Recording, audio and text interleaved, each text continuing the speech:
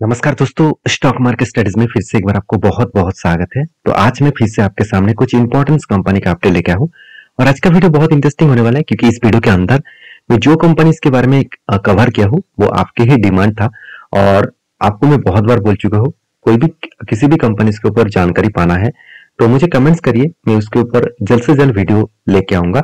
और मैं थोड़ा सा टाइम भी लग सकता है किसी किसी कंपनीज के ऊपर क्योंकि उस कंपनी के ऊपर शायद मैंने रिसर्च नहीं किया होगा, तो मैं रिसर्च करके आपके साथ शेयर करूंगा। तो चलो अभी वीडियो शुरू करते हैं। शुरू करने से पहले मैं रिक्वेस्ट करूंगा, चैनल को सब्सक्राइब नहीं किया तो जरूर कर लीजिएगा और अभी तक अपने टेलीग्राम को ज्वाइन नहीं किया वो नीचे लिंक दिया गया है, जाकर जरूर ज्वाइन करिएगा, जहाँ पे आपको मार्केट रिलेटेड बहुत सारे अपडेट्स मिलता रहेंगे। तो फर्स्ट जो कंपनी जिसके बारे में चर्चा करूँ उसका नाम है रोसरी बायोटेक। देखिए रोसरी बायोटेक एक ऐसे कंपनी है जिस कंपनी के बारे में बात करूँ तो कंपनी एक केमिकल सेक्टर से बिलोंग करते हैं। सबसे इंपॉर्टेंस पॉइंट क्या है, केमिकल सेक्टर के ऊपर काम करते तो है, उसके साथ साथ इसका जो प्रोडक्ट है आप देखेंगे तो home, personal care and performance chemicals, तो उसके साथ साथ टेक्सटाइल स्पेशलिटी केमिकल्स के ऊपर भी काम करते हैं। एनिमल हेल्थ एंड न्यूट्रिशन के ऊपर भी कंपनी काम कर रहा है। इसका मतलब कंपनी के ऊपर जो ग्रोथ है वो ग्रोथ कुछ इस तरीके से देखने को मिला है कि अभी केमिकल सेक्टर के जो मार्केट में डिमांड है वो घट चुके हैं, जिसके चलते इसका इसका मतलब प्रॉफिटेबिलिटी भी थोड़ा सा कम हुआ है। अगर यही चीज को मैं क्वार्टरली रिजल्ट के हिसाब से दिखा दूं तो आप देखेंगे तो कंपनी के ऊपर 425 करोड़ के आसपास सेल्स हुआ था, वो इस बार बढ़ के हो चुके 483 करोड़। तो आप कहेंगे सर आप तो बता रहे थे कि स्पेशलिटी केमिकल्स का प्रोडक्ट का डिमांड कम हुआ है, तो इस कंपनी का प्रोडक्ट प्रॉफिट सेल्स की ग्रोथ हुआ, सेल्स ज्यादा क्यों बढ़ा? देखिए उसके पीछे एक रीजन है। वो रीजन क्या है, कंपनी देखा जाए तो बाहर की कंट्री में उतना ज्यादा प्रोडक्ट को सेल अप नहीं करता है, इंडिया में सबसे ज्यादा प्रोडक्ट को सेल अप करते हैं। तो इंडिया में जो प्रोडक्ट का डिमांड है वो तो अभी तक कायम है, तो जिसके चलते इस कंपनी का ग्रोथ अभी भी मेंटेन हो रहा है। प्रॉफिटेबिलिटी के बारे में बात करें तो 24 करोड़ से बढ़ के हो चुके कितना 33 करोड़। लास्ट कुछ कुछ क्वार्टर्स को कंपनी बीट किए, इसका मतलब एस्टिमेट के हिसाब से देखा गया कंपनी एस्टिमेट को बीट किया, वो क्वार्टर क्वार्टर बेसिस हो और ईयर ऑफ ईयर बेसिस हो, दोनों तरीके से कंपनी का जो एस्टिमेट है वहां पे बीट किया गया। तो मुझे लगता है इस सिचुएशन को आपको देखना चाहिए, इस सिचुएशन को आपको समझना चाहिए। तो कंपनी का जो नेट प्रॉफिट है वो लगातार लगातार यहाँ पे क्या हो रहा है, बढ़ते जा रहा है। तो मैं एक ही बात कहूंगा, इस कंपनी के ऊपर फोकस रखिए क्योंकि सिर्फ आप नहीं, एज ए इन्वेस्टर भी इस कंपनी के ऊपर कंटिन्यू कर रहा है, चाहे एफएस हो, चाहे डीएस हो, चाहे पब्लिक हो, हर कोई व्यक्ति इस कंपनी के ऊपर निवेश करना चाहेंगे। और बैलेंस शीट के बारे में बात करूं, अब देखेंगे तो कंपनी के जो रिजर्व है वो लगातार बढ़ते चले गए। अभी क्वेश्चन ये आएगा कि सर कंपनी के ऊपर बीच में तो एकदम जीरो के बराबर कर्जा था, तो इस बार 132 करोड़ के आसपास कर्जा क्यों उठाया गया? लेकिन सबसे पहले मुझे ये देखना है कि कंपनी के ऊपर कितना ट्रेड रिसीव हुआ। तो ट्रेड रिसीवेबल के बारे में बात करूं तो कंपनी की इस बार प्रोजेक्ट मिला करीबन 414 करोड़ के आसपास, और कंपनी के हाथ में कितना प्रॉफिट है, कितना कंपनी के हाथ में सर 107 करोड़ के आसपास प्रॉफिट है। तो 414 करोड़ का जो कंपनी का प्रोजेक्ट मिला वो कहां से करेंगे, उसके लिए तो पैसे की जरूरत है, तो इसीलिए कंपनी ने क्या किया, कर्जे को उठाया है। तो इस बात को आपको समझना पड़ेगा कि एक्चुअली हम लोग अगर बिजनेस कर रहे हैं तो बिजनेस जो लोग करते हैं उसको पता है कि जब हाथ में अगर प्रॉफिट ही नहीं आया, एक्स्ट्रा पैसा हाथ में नहीं है, तो अगर मुझे बहुत ज्यादा बड़ा कोई टेंडर मिला है तो उसको करने के लिए मुझे कर्जा तो लेना पड़ेगा, दूसरे से उधारी तो लेना पड़ेगा। तो वही सिचुएशन यहाँ पे देखने को मिला है। अगर इस चीज को आपको समझ में आ गया तो आप सब कुछ कर सकते हैं। तो रही बात इस कंपनी के लास्ट कुछ फ्यू डेज का डिलीवरी का डेटा दिखा दो, तो डिलीवरी में कुछ उतना खास ग्रोथ देखने को नहीं मिला। इसके पीछे और एक रीजन है। देखिए प्रॉफिट अच्छा हुआ ये बात तो सही है, फिर भी अगर सेक्टर में ही पूरा का पूरा स्लो डाउन है तो सेक्टर के ऊपर ही लोगों का भरोसा थोड़ा थोड़ा करके कम हो रहा है, तो उस सिचुएशन में इस कंपनी के ऊपर भी लोग उतना ज्यादा भरोसा नहीं करेंगे। मान के चलिए मैं एक एग्जांपल दे रहा हूँ, मान के चलिए आपके एरिया में हर कोई व्यक्ति टाटा के गाड़ी खरीदारी कर रहे थे, तो टाटा के गाड़ी में मान के चलिए एक दो, एक एक एग्जांपल दे रहा हूँ यहाँ पे, सीरियसली मत होना, कि मान के चलिए एक दो गाड़ी खराब हो गया रास्ते में और कुछ गाड़ी में एक्सीडेंट होने के बाद वहां पे सेफ्टी मेंटेनेंस उतना ज्यादा नहीं किया गया, जो टाटा के ऊपर नहीं देखने को मिलता है। टाटा में अच्छा खासा सेफ्टी जोन दिया जाता है, और यहाँ पे इस तरीके से सिचुएशन के बाद लोगों को उस एरिया में टाटा की गाड़ी खरीदने में थोड़ा सा हिचकिचाहट देखने को मिलेगा, क्योंकि कि टाटा की गाड़ी खराब ही नहीं है, मगर एक दो जो एक्सीडेंट हुआ उसका जो इम्पैक्ट, उसका इम्पैक्ट नियरेस्ट लोकेशन में जरूर पड़ेगा। तो यही होता है कि मार्केट में अगर सेक्टर काम नहीं कर रहा है, सेक्टर अच्छा नहीं है और कंपनी के ऊपर परफॉर्मेंस अच्छा होने के बाद भी कंपनी के ऊपर करेक्शन देखने को मिल जाता है।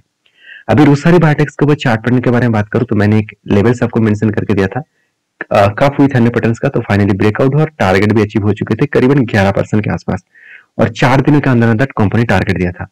और मैं एक बड़ा एंट्री लेने के लिए तैयारी में हूँ, और वो एंट्री कहाँ पे बनेगा, यहाँ पे अगर टॉप लेवल से डाउन लेवल तक देखूं तो कंटिन्यूसली यहाँ पे बाइंग कैंडल बना, करीबन 6 कैंडल के अंदर अंदर बाइंग कैंडल बना, और वो भी टारगेट बना 27% के आसपास। तो ये जो एंट्री लेवल्स और एग्जिट लेवल देखने को मिला, तो यहाँ पे रेंज मार्किंग कर लेना। यहाँ पे एक रेंज है, लोअर साइड में एक रेंज है, तो जब शेयर गिरते गिरते नीचे लेवल को टच करेंगे तो इस लेवल में एंट्री बन सकता है और इसका टारगेट बन सकता है इस लेवल तक। क्यों? क्योंकि इसका जो टॉप है यही लेवल तक टारगेट बनेगा और नीचे लेवल में एंट्री बनेगा। तो इसके लिए आपको पेशेंस के साथ बना रहना होगा, इसको स्टडी करिए, बैक टेस्टिंग करेंगे तो आपको खुद पता चलेगा कि इस तरीके से पैटर्न किस बेसिस में किस हद तक प्रॉफिटेबिलिटी दे सकते हैं।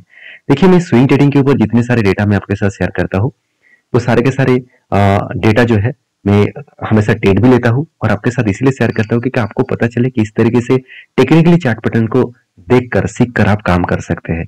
बाकी आप समझदार हैं, समझदारी से सारे चीजों को आप देख सकते हैं। तो आपकी क्या राय है इस कंपनी के ऊपर जरूर मुझे कमेंट्स करके बताना। नेक्स्ट जो कंपनी जिसके बारे में चर्चा करूं उसका नाम है एफएल इंडिया लिमिटेड। देखिए, एफएल इंडिया लिमिटेड के ऊपर पिछले दिनों में अपडेट आया था कि कंपनी का जो रिजल्ट है फाइनली यहाँ पे पब्लिश किया गया। FL reported revenue growth 21% year of year basis में सेकेंड क्वार्टर में, मतलब सेकेंड क्वार्टर में कंपनी का जो रेवेन्यू ग्रोथ है वो 21.6% के आसपास ग्रोथ हुआ। तो इसका मतलब अच्छा खासा यहाँ पे रेवेन्यू ग्रोथ हुआ। अभी ये देखना है कि रेवेन्यू बढ़ने के बाद कंपनी का प्रॉफिटेबिलिटी में कितना ग्रोथ हुआ, क्योंकि देखिए आप कहेंगे सर मेरा तो बहुत ज्यादा सेल हो रहा है, तो उतना सेल होने से क्या फायदा? अगर आपका एक्सपेंस ज्यादा है, आपका कर्जा ज्यादा है, तो आपको सेल्स होने से क्या फायदा? आपका सारे के सारे सेल्स प्रॉफिट में नहीं लॉसेस में कन्वर्ट हो सकते हैं। वही चीज आपको यहाँ पे देखना है कि कंपनी का जो सेल्स है ऑब्वियसली बढ़ा, 355 करोड़ से बढ़ के हो चुके हैं 431 करोड़। इसका मतलब ईयर ऑफ ईयर बेसिस को भी कंपनी बीट किया और क्वार्टर को भी कंपनी एस्टिमेट के हिसाब से बीट कर पाए। अगर इसके एक्सपेंस के बारे में बात करो तो एक्सपेंस भी कंपनी मेंटेन किया। उसके बाद देखिए प्रॉफिटेबिलिटी, जो नेट प्रॉफिट है 59 करोड़ से बढ़ के हो चुके हैं 67 करोड़ के आसपास। इसका मतलब जो प्रॉफिटेबिलिटी है वो लगातार यहाँ पे बढ़ता हुआ देखने को मिले है। अभी एक चीज को और भी मैं यहाँ पे नोटिस करूं, एक चीज को और भी मैं बता दूं कि कंपनीज के ऊपर जो नेट प्रॉफिट है वो यहाँ पे पिछले सालों की तुलना से अच्छा खासा प्रॉफिट तो हुआ, मगर क्वार्टर बेसिस को कंपनी बीट नहीं कर पाया। इसका मतलब हमेशा एक एस्टिमेट किया जाता है, उस एस्टिमेट को कंपनी यहाँ पे बीट नहीं कर पाए। अभी एक चीज को समझना पड़ेगा कि कंपनी के ऊपर एज ए इन्वेस्टर का क्या हाल है। देखिए, इन्वेस्टर के बारे में बात करूं तो देखिए प्रोमोटर से लेकर एफएसडीएस पब्लिक हर किसी के पास इन्वेस्टमेंट है, और क्यों ना करे, इस कंपनी का ग्रोथ होने का चांसेस बहुत हायर पॉसिबिलिटी में है। और एक IT sector solutions company, IT solutions company है, तो आईटी सेक्टर में अभी आज इकोनॉमिकली क्राइसिस के कारण, यूएस के प्रेशराइज के कारण, यूरोप कंट्रीज के ऊपर प्रेशराइज के कारण आईटी सेक्टर में करेक्शन हो रहा है। तो उस आईटी सेक्टर फ्यूचर में आपको अच्छा खासा ग्रोथ देने के लिए फिर से खड़ा जरूर हो पाएंगे। तो आज नहीं तो कल फिर से खड़ा होंगे, क्योंकि कोई भी सेक्टर कंटिन्यूसली स्लो डाउन में नहीं चल सकता। तो इस बात को आपको याद रखना है। तो रही बात का इस कंपनी का बैलेंस शीट का, तो आप देखेंगे तो कंपनी के जो रिजर्व है वो लगातार बढ़ते चले जा रहे हैं और कंपनी के जो बोरिंग्स है वो भी लगातार यहाँ पे क्या हो रहा है, कम होता जा रहा है। और कंपनी की जगह फिक्स्ड एसेट भी बढ़ा और अच्छा खासा फिक्स्ड एसेट बढ़ा। उसके साथ मुझे जो बेस्ट पॉइंट लगा कंपनी का CWIP। अभी CW होता क्या है वो सबसे पहले बता दूं। CWIP का मतलब होता है कैपिटल वर्किंग इन प्रोसेस। इसका मतलब आपका जो कैपिटल है, कंपनी का जो कैपिटल, कंपनी जो पैसा है वो कंपनी के बिजनेस के प्रोसेसिंग के ऊपर लगा चुके हैं। मान के चलिए एक प्रोडक्शन हो रहा है अभी इस साल में, उस प्रोडक्शन के ऊपर मैंने 100 करोड़ पैसा लगाया। ये 100 करोड़ जो पैसा मैंने लगाया वो पैसा जब प्रोडक्शन कंप्लीट हो जाएगा वो पैसा मुझे किसके ऊपर दिखेगा? फिक्स्ड एसेट के ऊपर, क्योंकि जब तक वो माल बेचा नहीं जाएगा वो आपको फिक्स्ड एसेट में ऐड होता दिखेगा। तो ये भी कंपनी के ऊपर ये भी कंपनी के ऊपर एक प्लस पॉइंट है। तो इस बार कंपनी का फिक्स्ड एसेट कितना बना? 783 करोड़। पिछली बार वो बनने वाला है क्योंकि यहाँ पे CWIP भी बढ़ चुके हैं। अभी इस कंपनी के ऊपर एज ए इन्वेस्टर भी तो आपको मैं पहले ही बोल चुका हूँ, इन्वेस्टर भी इस कंपनी के ऊपर भरोसा किया है। अभी रही बात इस कंपनी के चार्ट पैटर्न्स का, तो मैं आपको बहुत बार बोल चुका हूँ, यहाँ पे शोल्डर कम हेड बना, उसके बाद फिर से शोल्डर बना। फाइनली ब्रेकआउट तो हुआ था, मगर ब्रेकआउट कंफर्मेशन इस कैंडल ने किया।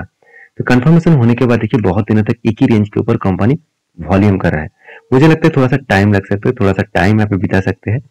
अगर टाइम बिताने के बाद फिर से रिकवरी करे तो एक अच्छा खासा एंटी लेवल और टारगेट लेवल बन सकता है। तो आप इसके ऊपर फोकस रखिए, क्योंकि जब भी इस तरीके से बार बार वो शोल्डर क्रिएट करते हैं तो एक हायर पॉसिबिलिटी है उस लेवल को वो टारगेट के हिसाब से अचीव जरूर कर पाएंगे। तो बाकी आप किस तरीके से इसको देखते हैं मुझे जरूर कमेंट्स करके बताना। तो नेक्स्ट जो कंपनी है जिसके बारे में चर्चा करूं उसका नाम है वरुण बेवरेजेस लिमिटेड। तो वरुण बेवरेजेस लिमिटेड इसका जिसका नाम है वीवीएल। तो वीवीएल के बारे में आज चर्चा करूं तो कि कंपनी के ऊपर पिछले दिनों में एक बहुत बड़ा अपडेट आया, जो अपडेट मैं आपके साथ शेयर करूंगा। आप यहाँ पे देख सकते हैं कंपनी के ऊपर जो रिजल्ट यहाँ पे पब्लिश किया गया, आप देखेंगे तो Varun beverages limited Q3, actually Q3 बताया जा रहा है, एक्चुअली होगा Q2। तो Q2 का जो रिजल्ट है नेट प्रॉफिट कितना 29% 29 नहीं 30% आप बोल सकते हैं, 30% के आसपास यहाँ पे नेट प्रॉफिट ग्रोथ हुआ। करीबन 514 करोड़ के आसपास प्रॉफिट ग्रोथ हुआ और रेवेन्यू का ग्रोथ हुआ 21% के आसपास। हर दिशा में देखा है तो नेट कंटिन्यूसली वरुण बेवरेजेस के ऊपर पॉजिटिविटी देखने को मिला। अभी रिजल्ट के बारे में मैं पहले चर्चा करूं तो आप देखेंगे तो कंपनी का जो क्वार्टरली रिजल्ट है, आप पिछले सालों की तुलना से इस बार सेल्स तो बढ़ा मगर पिछले क्वार्टर्स को कंपनी बीट नहीं कर पाए, क्योंकि कंपनी के पिछले क्वार्टर में 5600 करोड़ के आसपास टोटल सेल्स था और टोटल जो मतलब इस बार जो सेल्स बना वो 3800 करोड़ के आसपास। एक्सपेंस भी कंपनी कंट्रोल में रखे और एक्सपेंस कंट्रोल करने के बाद कंपनी की जो नेट प्रॉफिट है 395 करोड़ के आसपास नेट प्रॉफिट था, वो बढ़ के हो चुके हैं इस बार 514 करोड़, मगर पिछले क्वार्टर्स को कंपनी बीट नहीं कर पाया, जिसके चलते कंपनी में थोड़ा सा प्रेशर देखने को मिला। अभी प्रेशर कहाँ पे बना मैं आपको यहाँ पे दिखा दूं कि लास्ट कुछ डेज का डेटा दिखा दूं तो आपको देखने को मिलेगा। देखिए रिजल्ट जब आया था हाई वॉल्यूम तो हुआ था, यहाँ पे वॉल्यूम वो क्या था ट्रेडिंग के ऊपर, इन्वेस्टमेंट के ऊपर उतना ज्यादा हाई वॉल्यूम नहीं हुआ। इसका मतलब अभी भी इन्वेस्टर यही देख रहे हैं कि कंपनी सबसे पहले तो टॉप लेवल में है, लाइफ टाइम हाई के ऊपर है, और उसके साथ साथ कंपनी के ऊपर थोड़ा सा रिजल्ट खराब आना तो आज नहीं तो कल उसके ऊपर थोड़ा सा प्रेशर देखने को मिल सकता है अगर मार्केट नेगेटिव 10 में हो तो। अगर मार्केट नेगेटिव 10 में हो तो इसका करेक्शन होने का चांसेस रहेगा। अगर मार्केट फिर से रिकवरी करना स्टार्ट कर दिए तो इसको तो 4 चांद लग जाएगा और भी ज्यादा हाई ग्रोथ देखने को मिलेगा। अभी इस कंपनी के ऊपर 2 इंपॉर्टेंट पॉइंट मैं आपके साथ शेयर करूंगा। सबसे पहले देखिए जब इंस्टीट्यूशन जब होल्डिंग को इंक्रीज कर रहा था तब मैंने आपको वीडियो बनाकर शेयर किया था कि कंपनी रिजल्ट आने से पहले ही इंस्टीट्यूशन इस कंपनी के ऊपर बाइंग कर रहे हैं, तो इसका मतलब कुछ ना कुछ बड़ा धमाका होने का चांसेस रहेगा। अभी कितना चांसेस है, किस तरीके से ग्रोथ होगा वो तो आपको दिख ही जाएगा। उससे पहले कंपनी के परफॉर्मेंस के हिसाब से मैं आपको बैलेंस शीट दिखाना चाहूंगा। देखिए बैलेंस शीट में सबसे पहले बता दूं कंपनी के जो बोरिंग्स है, ऑब्वियसली बोरिंग्स ज्यादा है मगर कंपनी के रिजर्व से ज्यादा नहीं। जो कंपनी का कर्जा रिजर्व से कम है तो उस कंपनी को आप कंसिडर कर सकते हैं एज ए लॉन्ग जर्नी के लिए।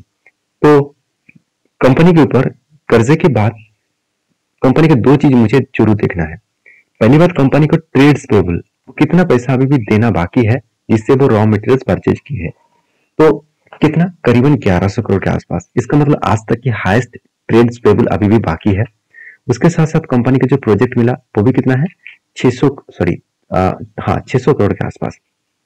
तो कंपनी का प्रोजेक्ट भी मिला और कर्जा भी पेमेंट करना बाकी है।